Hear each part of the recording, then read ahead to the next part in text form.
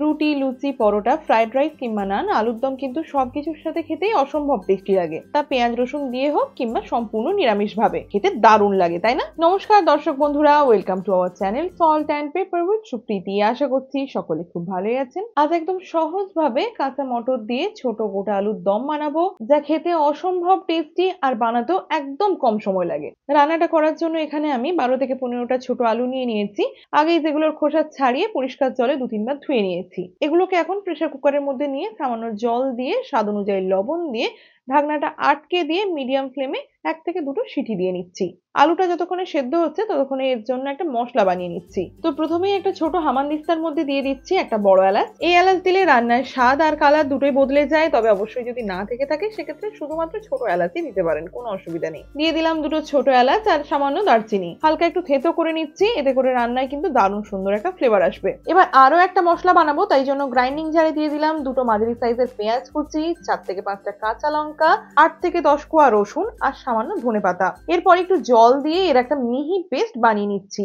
আগেই বলে রাখি, কাঁচা লঙ্কা কিন্তু অবশ্যই নিজের প্রয়োজন বুঝে, মানে রান্নায় কতটা ঝাল চান সেটা বুঝেই অ্যাড করবেন। আমি 4-5টা দিয়েছি বলে আপনিও দিতে যাবেন না, এতে করে রান্না কিন্তু ঝাল হয়ে যেতে পারে। দেখুন পেস্টের যে টেক্সচার সেটা এইরকম হলেই হবে, একদম পারফেক্ট। কথায় কথায় এদিকে আলুটাও সুন্দরভাবে সেদ্ধ হয়ে গেছে। কাঁটা চামচ দিয়ে এইভাবে একটু গাঁথলেই দেখতে পাচ্ছেন আলুটা সেদ্ধ হয়ে গেছে, এটা বোঝা যাচ্ছে। এবার জল ঝরিয়ে এগুলোকে ঠান্ডা করে দেখুন এইভাবে প্রত্যেকটা আলুকে কাঁটা চামচ দিয়ে ভালোভাবে গেঁথে নিচ্ছি।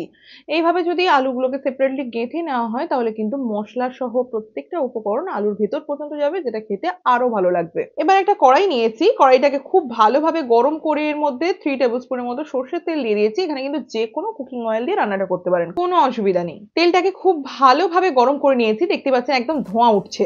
এই অবস্থায় সেদ্ধ করে রাখা আলুগুলো আস্তে আস্তে এই তেলের মধ্যে দিয়ে দিলাম। গ্যাসের ফ্লেমটাকে এখন মিডিয়াম টু হাই রেখে 3-4 মিনিট ধরে আলুটাকে একটু লাল লাল করে ভেজে নিচ্ছি। দেখুন আলুর গায়ের কালার কিন্তু পুরোপুরি চেঞ্জ হয়ে গেছে আর দারুণ সুন্দর লাগছে কিন্তু দেখতে। তেল ঝরিয়ে এগুলোকে একটা প্লেটের মধ্যে নামিয়ে নিচ্ছি। আমরা প্রত্যেকেই নানান স্বাদে নানান ভাবে আলুর দম বানিয়েই থাকি, তবে আমি গ্যারান্টি দিয়ে বলতে পারি আজ যেভাবে আলুর দম বানাচ্ছি সেভাবে যদি একবার বানিয়ে থাকেন তাহলে কিন্তু বাড়ির সকলে এইভাবেই প্রত্যেকবার আলুর দম খেতে চাইবে। কড়াইয়ের বাকি তেলে দিয়ে দিচ্ছি 2টো তেজপাতা, 1/2 চামচ গোটা জিরে, 5-6টার মতো লবঙ্গ, সবশেষে দিয়ে দিচ্ছি থেতো করা গরম মশলাগুলো। এবার ফ্লেমটাকে সম্পূর্ণ লোতে রেখে এগুলোকে কয়েক সেকেন্ড ধরে ভেজে নিচ্ছি, তবে অবশ্যই লক্ষ্য রাখতে হবে এগুলো যেন পুড়ে না যায়। এবার এই তেলেই দিয়ে দিচ্ছি 1.5 চামচের মতো কাশ্মীরি রেড চিলি পাউডার আর 1/2 চামচের একটু কম, মানে 1/3 টিস্পুনের মতো গুঁড়ো হলুদ। লঙ্কা গুঁড়ো আর হলুদটাকে এরকম তেলে দিয়ে কয়েক সেকেন্ড ভেজে নিলে রান্নায় কিন্তু অসম্ভব সুন্দর একটা কালার আসে, তবে ওই যে আগে বললাম লক্ষ্য রাখতে হবে এটাও যেন পুড়ে না যায়। যদি তেমনই পুড়ে যাওয়ার ভয় থেকে থাকে তাহলে এই সময় সামান্য একটু জল অ্যাড করে দিতে পারেন, তাহলে কিন্তু একদমই পোড়ার ভয় থাকবে না।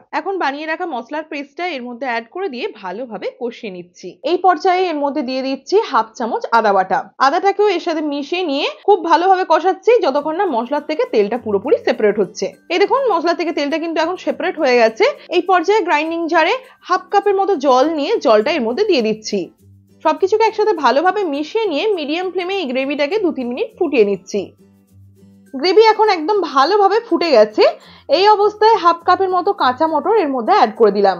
এখনই দেখতে পাচ্ছেন নিশ্চয়ই রান্নার মধ্যে কত সুন্দর একটা কালার এসেছে। হালকাতে একবার মিশিয়ে নিয়ে এর মধ্যে দিয়ে দিচ্ছি স্বাদ অনুযায়ী লবণ আর 1/2 চামচ চিনি। এই রান্নায় অল্প একটু চিনি অ্যাড করলে স্বাদটা কিন্তু দারুণ আসে, তবে সম্পূর্ণ অপশনাল, ইচ্ছে হলে অ্যাড করবেন, না হলে স্কিপ করতে পারেন, কোনো অসুবিধা নেই। কাঁচা মটর সেদ্ধ হতে খুব বেশি সময় লাগে না, তাই মশলার সাথে মিশিয়ে নিয়ে কিছুক্ষণ কষিয়ে নিচ্ছি। এবার আর কিছুই করতে হবে না, ভেজে রাখা আলুগুলো এর মধ্যে অ্যাড করে দিচ্ছি। দেখতেই পাচ্ছেন নিশ্চয়ই কত সহজে কত কম সময়ে এরকম সুন্দর একটা আলুর দম যখন তখন বানিয়ে নেওয়া যায়। এখন আলুটাকে এই মশলার সাথে মিশিয়ে নিয়ে মিডিয়াম ফ্লেমে বেশ কিছুক্ষণ ধরে কষিয়ে নিচ্ছি।